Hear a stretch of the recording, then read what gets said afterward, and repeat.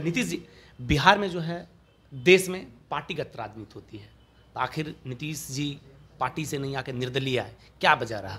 घर में मेरी वाइफ भी पूछती है कि आप ही ठेका लिए हो क्या, पर मुझे लगता है कि यार मेरे समाज को जैसे सुधारें। हाँ, अगर मेरे जैसे लोग भी अगर नहीं एक कदम आगे बढ़ाएं अपने लोगों के लिए तो फिर कौन ही कौन आएगा आएगा? भाई। और कैसे एग्जाम्पल सेट होएगा फिर एक कि हाँ हमारे बीच में का हमारा कोई हमारे अपनी बात कर रहा है, हमारे लिए बात कर रहा है, तो मैं आपके बीच में का हूँ, आपका हूँ और आपके लिए बात करने आया हूँ। तो मैंने इंफ्रास्ट्रक्चर के डेवलपमेंट की बात करी, दूसरा मैंने टूरिज़्म के हब को के रूप में इसको विकसित करके इसकी बात करी, तीसरा मैं एक बात और करना चाहता हूँ बड़ा स्ट्रांगली, हम इसको एजुकेशनल हब के रूप में कन्वर्ट कर सकते हैं। सिर्फ हमें उन बच्चों को अश्योरिटी देने की आवश्यकता है जिनकी इंजीनियरिंग ख़त्म होने के बाद उनको 10,000 की भी नौकरी नहीं मिलती है। हम बात करते हैं ना नारायण मूर्ति जी से यार, हम बात करते हैं ना इन्फोसिस वाले से कि हम बनाते हैं ना बच्चे यार, हमारे पास में बच्चे हैं, आपको वो अगर नहीं आए ना मेरा नाम बदल देना, मेरा नाम बदल देना। इन्फोसिस तो मैं कभी रैंडम आपको बता दिया, एक्सेंचर भी आएगी भाई, विप्रो भी आएगी, सभी को आना पड़ेगा क्योंकि हमारे पास में वो स्ट्रेंथ है ना जिसको हमें पहचानने की आवश्यकता है। मतलब मुंगेर के युवाओं को आप स्टाम्प पे लिख के दे रहे हैं कि अगर मैं स्टाम्प पे नहीं लिख के दे रहा हूँ, हाँ। और मैं देना भी नहीं चाहता हूँ। जो स्टाम्प पे लिख के दूंगा कल वो स्टाम्प मैं भूल जाऊंगा और जाके उसको कहीं ना कहीं फाड़ के फेंक दूंगा। ये सब बोगस बातें हैं, वो सब बातों में अपन नहीं पढ़ते हैं। आप खुद सोचो ये लॉजिकल है कि नहीं, आप खुद पढ़े लिखे हो।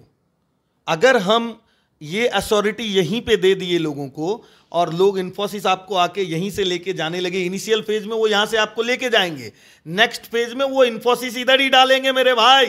देश में इन दिनों चुनावी सरगर्मी तेज है और आपको बता दें कि बिहार में प्रथम चरण का मतदान जो है 19 अप्रैल को हो गया, दूसरे चरण का मतदान जो है कल होना है। आपको बता दें मुंगेर लोकसभा सीट से जो है दो दल जो है चुनाव गठबंधन की ओर से लड़ रहे हैं, एक एनडीए एक इंडी गठबंधन से, और ललन सिंह एक उम्मीदवार हैं और क्रिमिनल कुख्यात अपराधी अशोक महतो की पत्नी राजद से जो है उम्मीदवार बनाया गया है। अब इसी को लेकर जो है मुंगेर लोकसभा सीट से जो है पूरा चर्चा का विषय वो बना हुआ है और एक युवा अपना इंफ्रास्ट्रक्चर को लेकर, मिशन को लेकर, मुंगेर के लोगों को, युवाओं को रोजगार को लेकर एक युवा जो है, शिक्षित युवा जो है अपने विजन के साथ गांव-गांव जा रहे हैं, शहर गांव-गांव, कस्बा जा रहे हैं, मतलब खेत खलिहान तक जा रहे हैं अपने विजन और अपने मिशन को लेकर। एक तरफ दलगत दो नेताएं हैं और एक तरफ निर्दलीय प्रत्याशी नीतीश जी हैं। सबसे पहले आपका स्वागत है। बहुत बहुत धन्यवाद आपका। शुभ नाम क्या बताया आपने? मेरा नाम प्रिंस हुआ। प्रिंस भाई, बहुत बहुत धन्यवाद, आप आए और आपने आपके माध्यम से मुझे अपने बातों को लोगों के समक्ष रखने का मौका दिया। अच्छा नीतीश जी, बिहार में जो है देश में पार्टीगत राजनीति होती है, तो आखिर नीतीश जी पार्टी से नहीं आकर निर्दलीय आए, क्या वजह रहा? भाई पार्टी दलगत राजनीति जिन्होंने करना है वो करें, उनको उनका दलगत राजनीति मुबारक हो।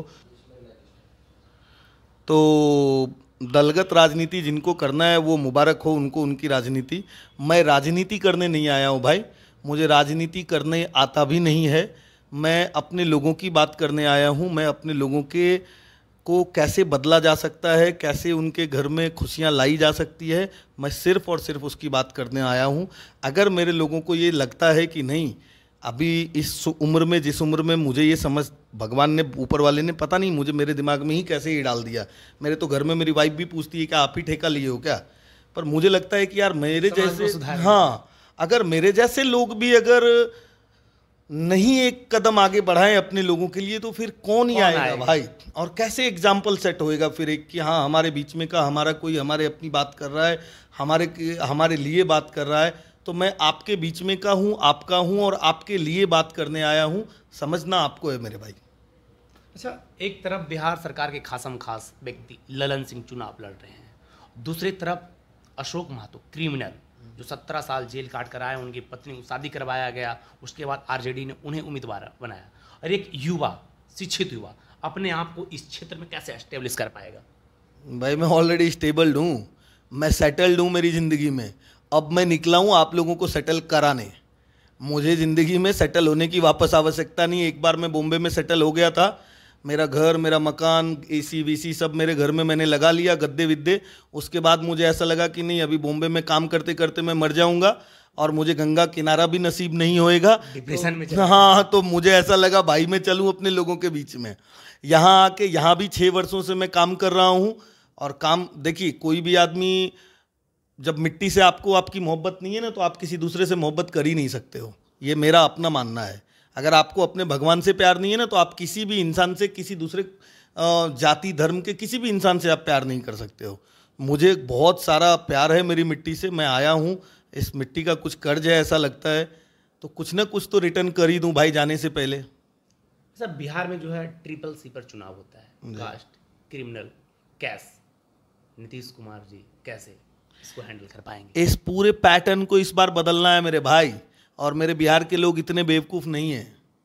ये जो आपने CCC बोला ना, ये ज़माना बीत गया। अभी वो कोयले के इंजन वाली ट्रेन की बात अब अगर हम और आप लोग करते हैं, जब बुलेट ट्रेन चल रही है इंडिया में, वंदे भारत चल रहा है, तो हम लोग पता नहीं अभी भी तो उसी कैटेगरी को बेटती को टिकट बांटा जा रहा है ना। ये तो दुर्भाग्य है हमारे बिहार का। और ये मैं बड़े सख्त लफ्ज में, लहजों में ये बात कहना चाहूँगा उन सभी दल की राजनीति करने वाले लोगों से। यार, दल तो आपने बड़े बड़े बना लिए और ना जाने कहाँ कहाँ और क्या क्या चीज़ें बना लिया।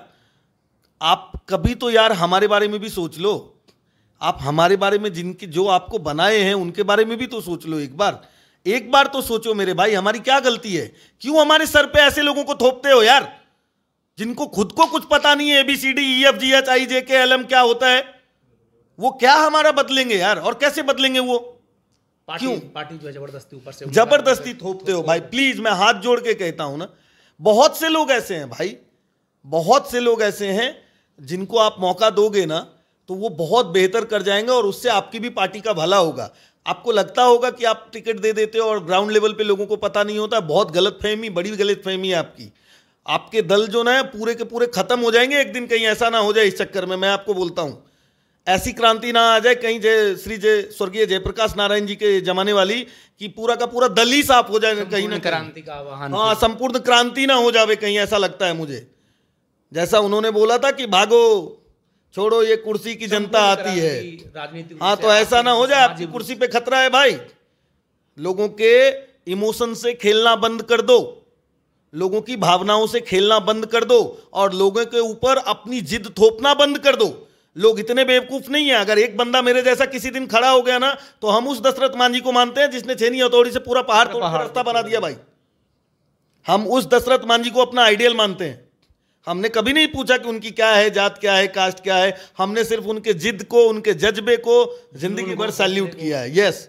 अच्छा, युवाओं को पॉलिटिकल पार्टियां जो है टिकट क्यों नहीं देती है?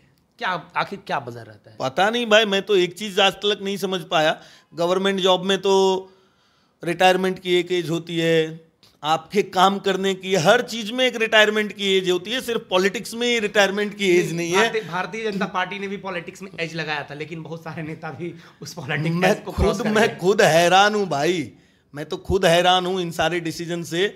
जब बात करते हैं हमारे आदरणीय प्रधानमंत्री नरेंद्र मोदी जी 2047 के विकसित भारत की, और जब वो टिकट देते हैं 75 ईयर्स के बंदों को, यार अमृत पी के आए हैं क्या? वो हमारे गिरिराज सिंह, उनका भी अमृत पी के आए हैं क्या? वो कैसे 2047 तक आपको लेके जाएंगे? और कैसे आप 2047 के विकसित भारत का सपना उनके साथ में देख रहे हो? और अभी जो बंदे हैं, आप खुद देखो ना, उनके आप एक एज खत्म हो जाएगी ना जब मेरे भाई प्रिंस, हमारी आपकी, तो हमारे रिफ्लेक्सेस उतने प्रॉपर काम नहीं करेंगे, काम नहीं कर पाएंगे। तो यार क्यों संकीर्ण हो जाएगा। क्यों कर रहे हो भाई, क्यों कर रहे हो?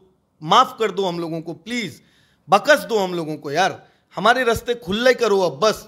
हम भी चाहते हैं यार, हम भी फ्लाई करना चाहते हैं, हमारे भी ड्रीम है, हम भी चाहते हैं, हमारे बच्चे भी चाहते हैं कि महीने का फिक्स्ड परमानेंट उनके घर में कुछ आवे, रोज दिन भर वो काम करें और शाम को घर में आके अपनी जिंदगी, क्या है मेरे भाई, life is a gift and every moment, जो एक लम्हा भी है ना, वो तोहफा है मेरे भाई। एंजॉय करना है, उसको जीने दो यार प्रभु, एंजॉय करने दो हम लोगों को। 2019 में 12% 40 वर्ष के कम यूथ जो है मेंबर ऑफ पार्लियामेंट पहुंचे थे। क्या नीतीश कुमार इस बार उसकी परसेंटेज को बढ़ा पाएंगे, अपनी सहभागिता निभा पाएंगे? मेरे भाई, मेरा क्या होना है क्या नहीं होना है मुझे नहीं पता है। अगर मेरी जनता को ऐसा लगता है कि हाँ मैं उस लायक हूँ, मैं उस काबिल हूँ और मैं आपके बीच में का आपका बेटा हूँ, मैं आपका नेता नहीं हूँ, पहली बात तो मैं ये क्लियर कर दूँ, आप अगर अपने घर के बच्चे को अपने घर को सजाने का एक मौका देना चाहते हैं तो आप दीजिए मुझे मौका, मैं आपको प्रॉमिस करूंगा, तो अगेन नेता वाली बात हो जाएगी,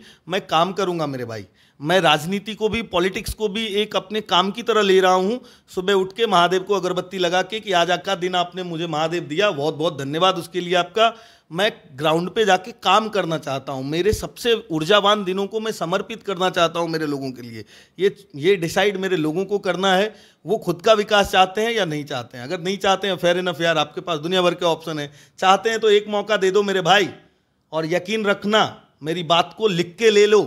आके कोई भी ओपन मंच पे मुझे पूछ सकते हैं कि मेरे पास क्या क्या विजन है जिनसे मैं बदलाव कर सकता हूं। आते हैं मेरे पास लोग, बाहुबली हैं, फलाने हैं, ढिमके हैं, ये पूछ के मेरा आधा तो ऐसे ही मैं फ्रस्ट्रेट हो जाता हूं यार कभी कभी। मुझसे कोई ये पूछे आके कि मेरे पास में क्या क्या विजन है, मैं कैसे कैसे बदल सकता हूं। अब वही चर्चा होगी। हाँ नीतीश जी, मुंगेर लोकसभा सीट, मुंगेर लोकसभा संसदीय क्षेत्र में आपको क्या दिख रहा है, क्या कमी है यहाँ क्या कमी है? मेरा घर है भाई, मैं तो इस घर के हर एक कोने को जानता हूँ। आप किसी भी घर में रहते हो तो आपको पता होता है कि कौन सा घर का समस्या, यहाँ के लोगों की समस्या क्या है? पहली समस्या तो यहाँ पे अनएम्प्लॉयमेंट है मेरे भाई। ग्रेजुएट्स बंदे जो हैं उनको 10 से 15 हज़ार की नौकरी नहीं है, नौकरी नहीं मिल रही, पलायन कर रहे हैं। पलायन क्या करेंगे वो क्या करेंगे? उनके पास क्या ही ऑप्शन है? सरकारें ध्यान नहीं दे रही है। सरकारों को तो यार अपनी सरकार बचाने से फुर्सत मिल जाए तो ध्यान देंगे ना हमारी तरफ। और बिहार का जो हालत है, उन्होंने तो हमारा तो मजाक ही बन के रह गया भाई। यहाँ से बाहर जाओगे ना तो आपको पता चलेगा कि हम कहाँ पे हैं ना। बिहार के युवा तो फ्रस्ट्रेट रहते हैं ना, क्योंकि उन्हें पक्ष और विपक्षी पता नहीं चलता है, कब पक्ष में रहते हैं कब विपक्ष में आ जाते हैं। क्या बोलूँ मेरे भाई, मुझे ना जैसा मेरा ड्रीम है ना वैसे ही मेरे यहाँ से गए हुए सारे एनआरआई भाइयों का जो यूरोप में है ना उनका भी ड्रीम है। आपको पता नहीं है कितनी एक बंदा यहाँ से गया हुआ ना पूरा यूरोप चला रहा है। वो चाहते हैं कि मैं यहाँ वापस आके अपनी मिट्टी के लिए कुछ काम करूँ और मुझे भी गंगा का किनारा नसीब हो। कोई भी इंसान नहीं चाहता मेरे भाई कि मशीन में मैं अपनी बॉडी को डालूं और 2 मिनट में वो अपनों के बीच में भी ना हो और वो उधर से राख बन के निकल जावे, ऐसा कोई इंसान नहीं चाहता है ना। नीतीश जी, आपका विजन क्या है मुंगेर लोकसभा? मेरे फिक्स 5 विजन है, मेरे फिक्स 5 विजन है भाई। 100% मैं जिसको लेके एकदम स्ट्रांगली मैं एकदम अपने माइंड को वो कर चुका हूँ। मेरे फिक्स 5 विजन है। पहला विजन है मेरा इंफ्रास्ट्रक्चर के माध्यम से जो सबसे रूट लेवल के लोग हैं, मेरे मजदूर हैं, उनके लिए सबसे पहला तो मुझे उनके लिए लाखों की संख्या में रोजगार को सृजित करना है। आप उस दर्द को नहीं समझ सकते हो मेरे भाई। जब एक बंदा यहाँ से बाहर बॉम्बे में होता है और होली के दिन उसको यहाँ से फ़ोन जाता है कि जी तो खैला कि नहीं, बनले आए कि नहीं, और वो कहता है कि हाँ ठीक हो, हम तो खैलिए पी लिए, 10,000 5,000 किसी तरह करके वो यहाँ भेजता है और उसकी फैमिली यहाँ होती है, वो वहाँ होता है।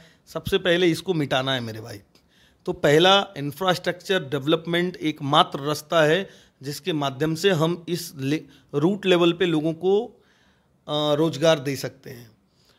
उसी के माध्यम से कई सारे एजुकेटेड लोगों को भी रोजगार की संभावना मिल सकती है।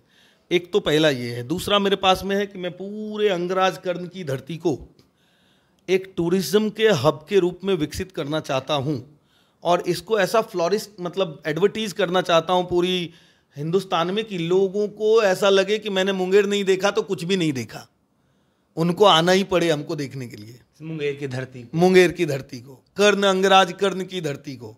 हम मामूली लोग नहीं है भाई, हमें सिर्फ हम अपने आप को भूल चुके हैं।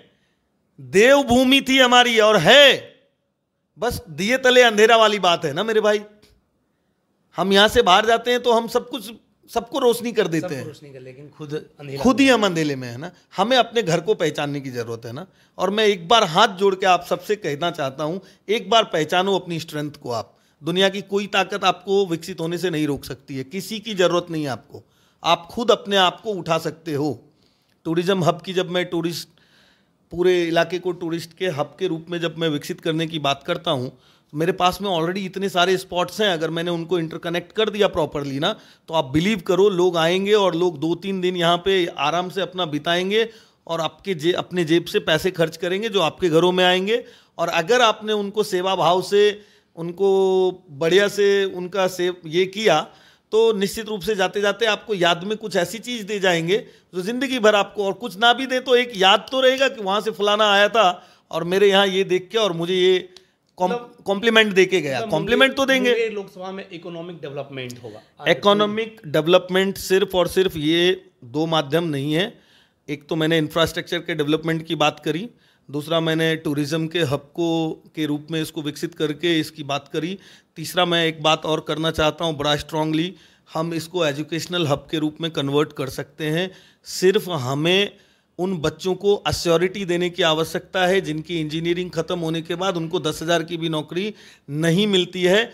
हम बात करते हैं ना नारायण मूर्ति जी से यार, हम बात करते हैं ना इन्फोसिस वाले से कि हम बनाते हैं ना बच्चे यार, हमारे पास में बच्चे हैं। आपको वो अगर नहीं आए ना, मेरा नाम बदल देना, मेरा नाम बदल देना। इन्फोसिस तो मैं कभी रैंडम आपको बता दिया, एक्सेंचर भी आएगी भाई, विप्रो भी आएगी, सभी को आना पड़ेगा क्योंकि हमारे पास में वो स्ट्रेंथ है ना जिसको हमें पहचानने की आवश्यकता है। मतलब मुंगेर के युवाओं को आप स्टाम्प पे लिख के दे रहे हैं कि अगर मैं स्टाम्प पे नहीं लिख के दे रहा हूँ, हाँ। और मैं देना भी नहीं चाहता हूँ। जो स्टाम्प पे लिख के दूंगा, कल वो स्टाम्प मैं भूल जाऊंगा और जाके उसको कहीं ना कहीं फाड़ के फेंक दूंगा। ये सब बोगस बातें हैं, वो सब बातों में अपन नहीं पढ़ते हैं।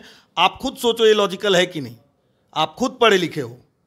अगर हम ये अथॉरिटी यहीं पे दे दिए लोगों को और लोग इन्फोसिस आपको आके यहीं से लेके जाने लगे, इनिशियल फेज में वो यहाँ से आपको लेके जाएंगे, नेक्स्ट फेज में वो इन्फोसिस इधर ही डालेंगे मेरे भाई, और काम भी अपन अपने घर से निकल के इधर ही करेंगे और शाम को अपने घर पे भी वापस आएंगे। ये तो एजुकेशनल हब मैंने आपको बोला एक बना के अपन कर सकते हैं। आप शिक्षा की बात हो गई, उसके बाद हम स्वास्थ्य में आते हैं। आपने और आप और हम सब जानते हैं पटना में पीएमसीएच है, राइट जी। क्या हमारे 6 विधानसभा में एक छोटा छोटा वो पीएमसीएच का एक छोटा छोटा सा प्रारूप नहीं हो सकता है? बिल्कुल हो सकता है, जिसमें कि मेडिकल कॉलेज भी अटैच्ड हो और वही बच्चे जो मेडिकल कर रहे हो वही अपने लोगों की सेवा भी करें, इलाज करें। और अगर मैं बोलूं बड़ा सा हॉस्पिटल बना दूं, डॉक्टर्स बाहर से ले आऊं, तो वो आपको कभी अपना समझ के इलाज ही नहीं करेंगे, कोई फायदा भी क्योंकि वो आपके बीच के होंगे ही नहीं। अगर आपके बीच में का कोई बच्चा डॉक्टर बनता है और वहीं उसको रात में 12 बजे भी बुलाओगे ना आपका इलाज करने, वो बिना, क्योंकि वो कहीं ना कहीं आपसे कनेक्टेड होगा। तो क्या एक छोटा छोटा पीएमसीएच हर एक 6 इसमें नहीं हो सकता है? हो सकता है या नहीं हो सकता है। फिर इतने दिनों में क्यों नहीं हो गया? तो बिहार के नेताओं को तो अरे भैया तो छोड़ दो ना अब उन नेताओं को, अब नेता को नहीं बेटा को चुन लो। और वो बेटा आया है आपके हक की बात करने, और मैं भरोसा दिलाता हूं हर दिन आपको एक नयापन दिखेगा मेरी बातों में, कोई रिपीट टेलीकास्ट नहीं होने वाला है। मुंगेर के बेटा नीतीश कुमार हाँ बात कर रहे हैं रोजगार की, Yes. बात कर रहे हैं शिक्षा में क्रांति लाने की, बात कर रहे हैं स्वास्थ्य में क्रांति लाने की, Yes. इन मुद्दों पे बात कर रहा हूं टूरिज्म हब के रूप में इसको विकसित करके नए नए रोजगार को उत्पन्न करने की, आईटी हब कन्वर्ट करने करने की। निश्चित रूप से हो सकता है वो, निश्चित। साथ जो है मुंगेर लोकसभा से निर्दलीय प्रत्याशी नीतीश कुमार जी से हमारी बातचीत हो रही थी, जिन्होंने ये युवा है और जो है युवा जो है विकास की बात कर रहे हैं, शिक्षा में क्रांति की बात कर रहे हैं, स्वास्थ्य में क्रांति की बात कर रहे हैं, इंफ्रास्ट्रक्चर डेवलपमेंट की बात कर रहे हैं, तमाम सारी चीज़ों को लेकर बात कर रहे हैं। और एक तरफ जो है बिहार सरकार के खासम खास व्यक्ति ललन सिंह चुनावी मैदान में हैं, दूसरी तरफ आरजेडी से अशोक महतो की पत्नी चुनाव लड़ रहे हैं। आखिर युवा की बात कर रहे हैं, आखिर मुंगेर लोकसभा के लोग इस बार आखिर किसे अपना लोकसभा का सांसद बनाते हैं? एक बात और बोलना चाहूँगा आपके माध्यम से, जिंदगी में पहली बार और आखिरी बार मैं आपके दरवाजे पे वोट मांगने आया हूँ। इसके बाद मैं कभी वोट मांगने आऊँगा ही नहीं। मैं ऐसा काम करूँगा ना, आप घर से मेरे को खींच के ले जाके वोट दोगे, इतना मुझे अपने काम पे, अपनी नियति पे भरोसा है, काबिलियत पे भरोसा है। मैं काम सिर्फ और सिर्फ काम करने की बात कर रहा हूँ। मुझे गलती से भी ये बात कहना ही नहीं है कि मैं अगले 5 साल के बाद आपको वोट क्यों मांगने आएंगे। वोट भाई मांगने की जरूरत है क्या? तो हमारे साथ जुड़े थे। बाकी वीडियो कैसा लगा आप अपनी प्रतिक्रिया जो है हमारी कमेंट बॉक्स में रख सकते हैं। जय हिंद।